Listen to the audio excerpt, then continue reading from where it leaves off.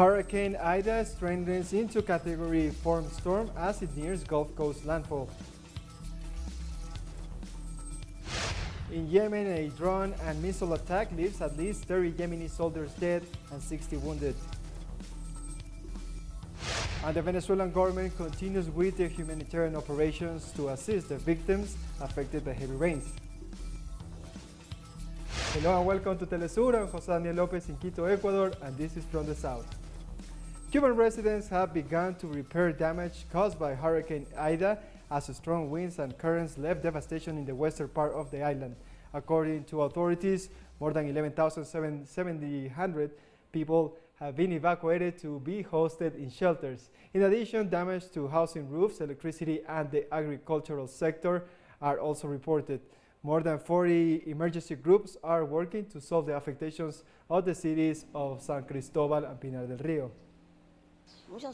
It was very scary because we did not expect it to be so fast this way. We had already experienced Gustav, which was very strong, but Gustav took a few days, and Ida was in 2 days. We prepared ourselves because we are always prepared. Hurricane Ida strengthens into Category 4 storm as it nears Gulf Coast landfall. U.S. authorities call a combination of voluntary and mandatory evacuations for cities and communities along Louisiana's coast. In New Orleans, the mayor ordered a mandatory evacuation for areas outside the city's dam system and voluntary evacuation for residents inside the same system. The Hurricane Ida is expected to bring winds as high as 150 miles per hour when it slams ashore Sunday.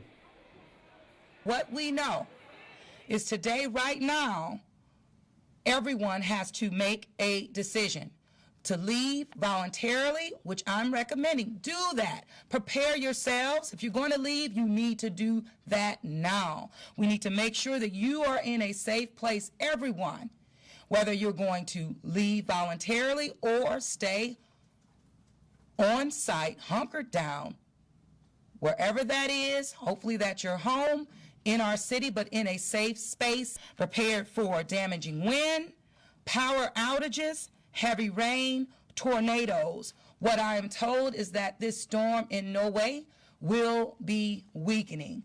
There will be, and there are no signs, again, that this storm will weaken.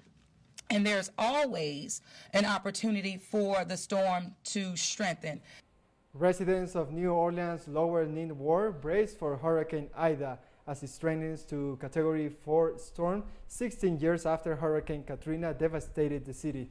Ahead of Ida's arrival, showers and a strong wind swept New Orleans' deserted streets throughout the morning, buffeting, boarding up windows at businesses and homes surrounded by sandbags.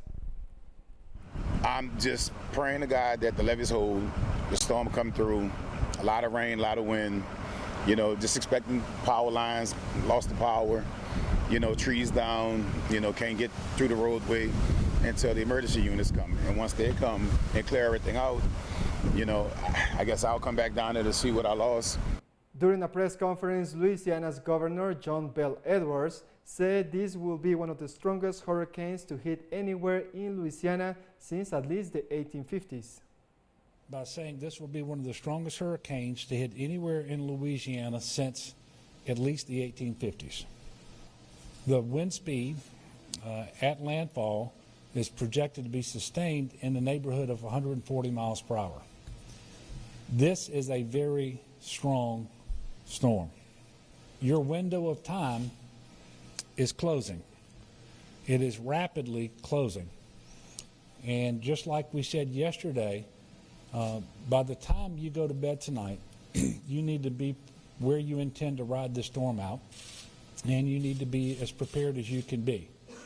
Meanwhile, in Mexico, Hurricane Nora is heading towards the coast of the states of Colima and Jalisco. However, authorities warn that the effects of the storm will be felt in 10 other states.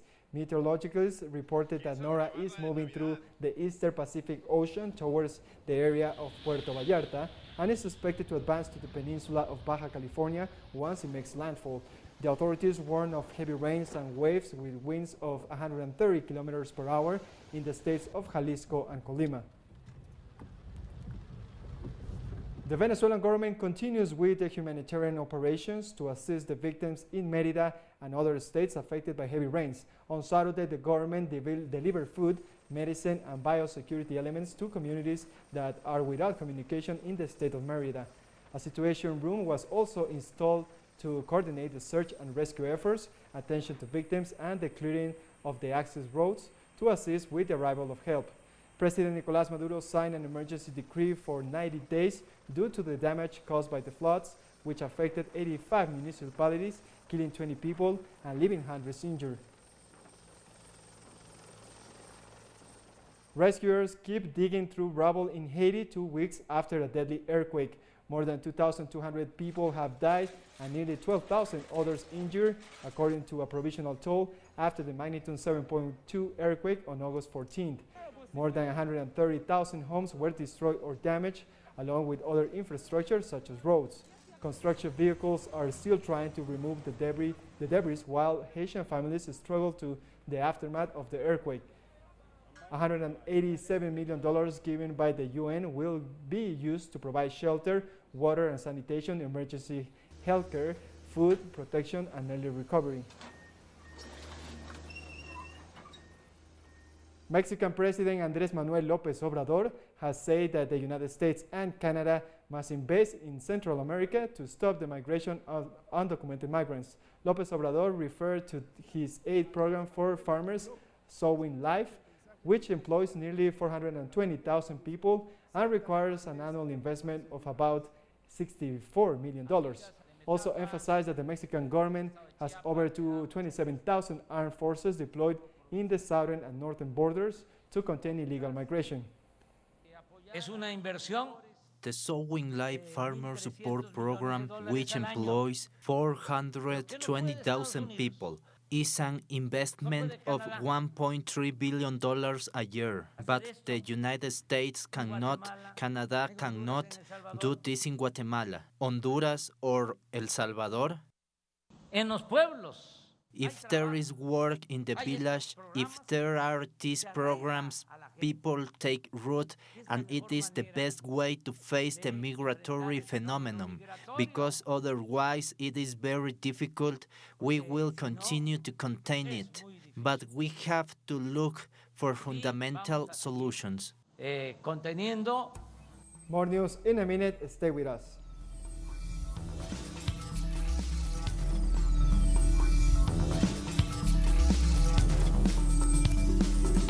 Welcome back. August 28 marked the 38th anniversary of Latin America's largest trade union federation, Brazil's Unified Workers Central, or CUT. In Sao Paulo, our correspondent Brian Meir has the story. There's work to be done in the neighborhoods, at the bus stops. But what's most important is that nobody walked through the door of the factory. Rising out of the wildcat strikes in São Paulo's ABC region that helped bring down Brazil's military dictatorship, the Centro Única dos Trabalhadores, or CUT, was founded on August 28, 1983. In a process led by Lula, a coalition of steelworkers, bank tellers, teachers, chemical workers, civil servants, and rural leaders created what is now the largest labor union organization in Latin America and the fifth largest in the world. It is important in this moment we are going through, due to the 2016 coup and the thousands of daily attacks against the workers and democracy, that we continue fighting for the interests of the workers. Brazil's labor movement has suffered loss of membership due to robotics and computerization, and neoliberal labor reforms after the 2016 coup damaged it financially. But CUT continues to be the largest mobilizing force within the Brazilian left, bringing hundreds of thousands of people onto the streets to fight the Bolsonaro administration in 2021 alone. The CUT is a union organization that builds socialism on a daily basis. The CUT, with its 38 years, is ready to move forwards, organizing and preparing for difficult times, but will never bow to capitalism and will never bow to governments like the Bolsonaro administration.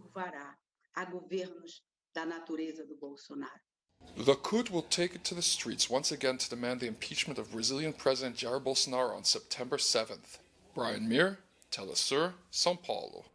We thank Brian Meir for that report. In the Brazilian state of Rio de Janeiro, authorities began vaccinating young people between the ages of 12 and 18 in an ongoing campaign aimed at reaching 90% of the state's population by the end of the year. High school-age girls were the first group to receive their first dose of the Pfizer vaccine.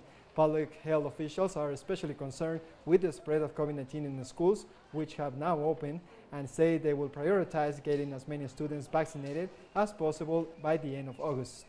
Over 70% of all residents in Rio de Janeiro have received at least one dose of a vaccine in a country that has seen a major health crisis and corruption scandals regarding the purchases of vaccines. This group is an important one because it's a group that goes to school.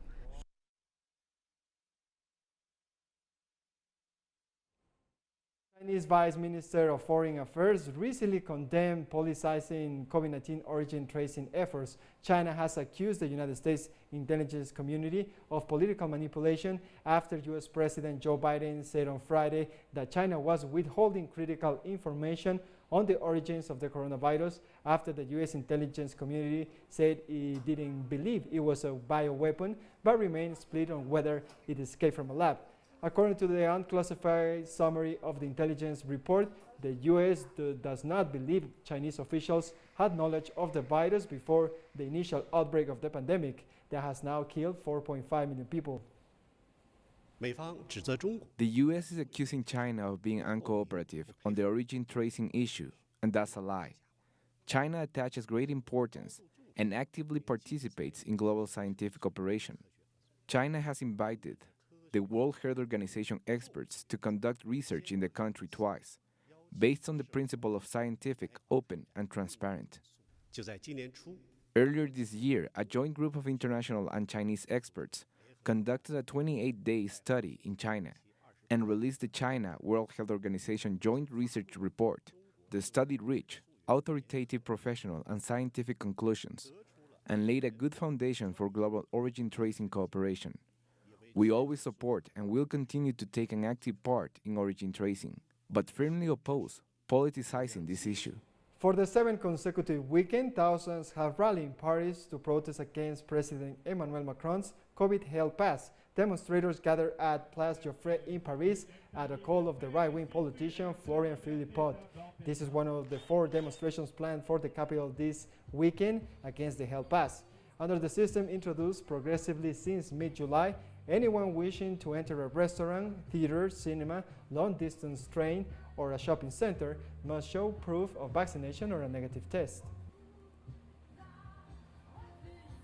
In Nigeria, 32 students who had been held hostage since July were released. The Christian Association of Nigeria confirmed the release of a group of 32 students out of the 121 who were kidnapped at the beginning of July from the Bethel Baptist Secondary School in Kaduna State.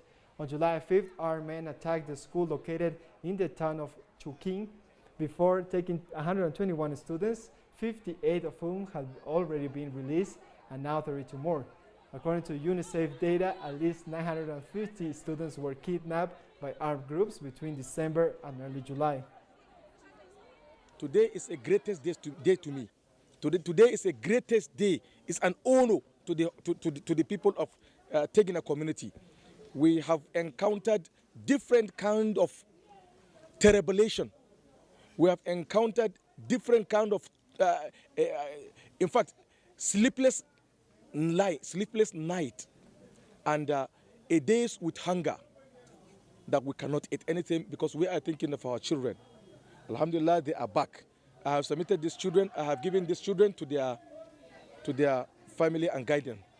I've seen my own child. Security, we know, it's a duty of every responsibility of everybody, and the government has a higher responsibility of other people.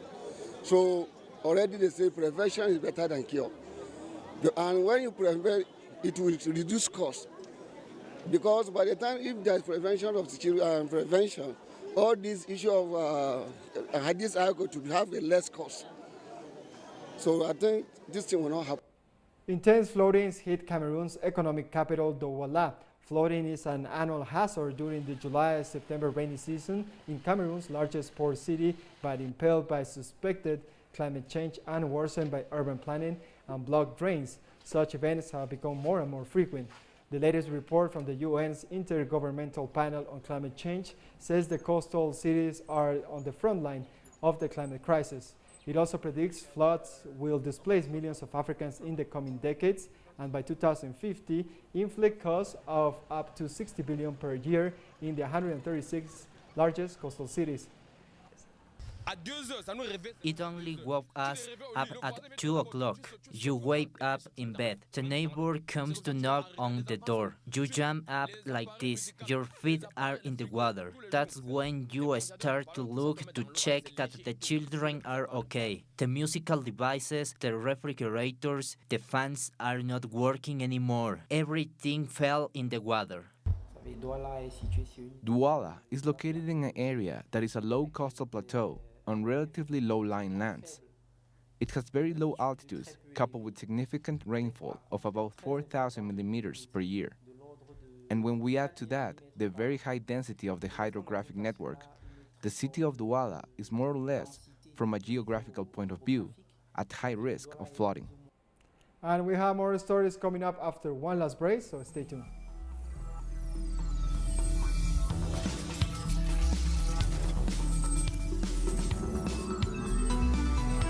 Welcome back. In Yemen, a drone and missile attack leaves at least 30 Yemeni soldiers dead and 60 wounded at the Al Anad base in the southwest of the country. According to the spokesman for the Arab coalition forces that control southern Yemen, Mohammed al-Nakeb, the number of victims could rise because a rescue operation is still underway on the site. The military complex is located some 60 kilometers north of Aden. Yemen has been in an armed conflict since 2014 between supporters of the former president Abdul Rabbu Mansur Hadi and the Houthi rebels of the movement. We were gathered inside the hangar after breakfast. We saw an aircraft hovering and we tried to fire at it and bring it down, but we couldn't hit it. The craft flew over and headed directly towards the hangar, where it fired 2 missiles at the first unit. There are still bodies under the rubble, some of which are burned and others are destroyed even further. We are waiting for them to roll here so the necessary measures can be taken.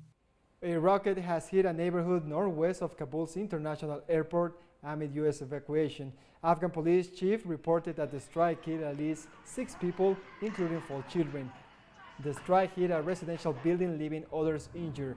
The Pentagon confirmed that a blast was caused by the U.S. targeting suicide bombers in a vehicle. This incident comes after U.S. President Joe Biden warned of another terrorist attack in the capital as a massive airlift of thousands of Afghans enter its last days. The U.S. military says the 2 high-profile ISIS-K planners were killed in a drone strike in eastern Afghanistan.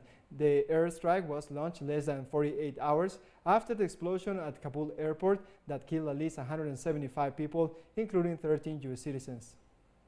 Yesterday, U.S. military forces conducted an over-the-horizon counterterrorism operation against an ISIS-K planner and facilitator. The airstrike occurred in the Nangarhar province of Afghanistan. I can confirm, as more information has come in, that 2 high-profile ISIS targets were killed and 1 was wounded. And we know of 0 civilian casualties. Without specifying any future plans, I will say that we will continue to have the ability to defend ourselves and to leverage over-the-horizon capability to conduct counter-terrorism operations as needed.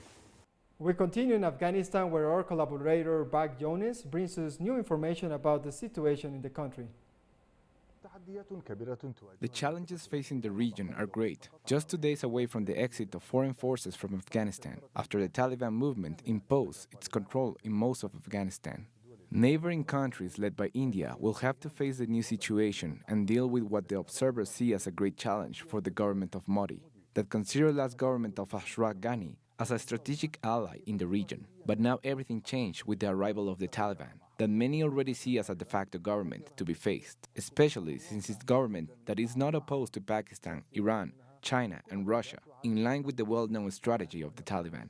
We see the Pakistani government repeating that it is important to give the Taliban a deadline to show in practice that they are capable of running the country's affairs after the defeat and departure of the foreign and particularly US forces. All this is developing at the same time with the opening of the border between Pakistan and Afghanistan for trade activities. Pakistan is also working towards sponsoring a continuous airlift to evacuate foreigners and Afghans who wish to leave Afghanistan. Internally, in Afghanistan, Sher Stanksai, a leader of the Taliban, said that talks are ongoing to form a new inclusive government, showing the Taliban's desire to announce a government that includes all political parties and to guarantee there won't be conflicts between the Afghan people. Kabul airport has become the focus of international attention, and already US forces have abandoned 3 gates to the Taliban. These gates are now fully managed by the Taliban. A senior Taliban official said that the movement's technicians and engineers are ready to take control of the gates. He also indicated that the Taliban are waiting to completely control Kabul and its airport, and that will not be far off as the final date of departure of US and foreign forces is so close. We thank back Janes for that report. Dozens of people have gathered near the Eiffel Tower in Paris to show the support for women of Afghanistan following the Taliban takeover. The protesters say they feel that women in Afghanistan will no longer be safe and ask the French government to open the borders to welcome Afghan evacuees, prioritizing women and children. Finally, evacuations from Kabul were taking place on Saturday before the planned withdrawal of all US forces on August 31st.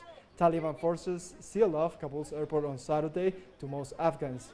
The Taliban have encouraged Afghans to stay, pledging amnesty even for those who fought against them. This gathering here is to fight against the oppression coming from the Taliban in Afghanistan and to ask to open the frontier and to allow the refugee to come in France and to be welcome in France. Delegations from several countries arrived in Iraq's capital, Baghdad, to participate in a summit which main focus will be to diffuse regional tensions, in particular between Iran and Saudi Arabia. The Baghdad Conference for Cooperation and Partnership Summit will also focus on the situation in Afghanistan, the war in Yemen, the collapse of Lebanon, and the regional water crisis. Delegations from France, Egypt, Kuwait, United Arab Emirates, and Qatar have already arrived in Baghdad to participate in the high-level meeting. The Iranian government will welcome the regional initiative and say that Syria should have been invited. France will remain committed to fighting terrorism by your side, without this depending on any other decision than yours. The fight against terrorism means the return to full stability in the areas retaken from Daesh. The Kingdom confirms its continuous commitment in supporting the security, stability, and development of Iraq, as establishing the security, stability, and the development in the region require a secure, stable, and sovereign Iraq, strongly connected to its Arab and Islamic surrounding. At least 30 police officers got injured and 50 people were detained at a pride march in Ukraine. Members of an ultra-right organization called Tradition and Order rally against the march, leading to incidents between the police and the anti-march protesters. The march, which was originally due to take place in spring but was delayed due to a COVID-19 lockdown, saw hundreds of people with painted faces and wrapped in rainbow flags walk through the city flanked by police officers, while anti-march protesters shouted and tried to block their way. Our slogan is protection and safety for our families, who are equal to heterosexual families. It's a human right to safety for all people living in this town. This safety can't be designed by sexual orientation or gender identity. It's possible for people to have their own rights due to our Constitution. And it's wrong if the anti-march protesters call our values non-traditional. We've come to the end of this news brief, and remember you can find this and many other stories as always in our website at telesurenglish.net. And join us on social media, Facebook, Twitter, and Instagram. For TeleSUR English, I'm Jose Daniel Lopez. Thank you for watching.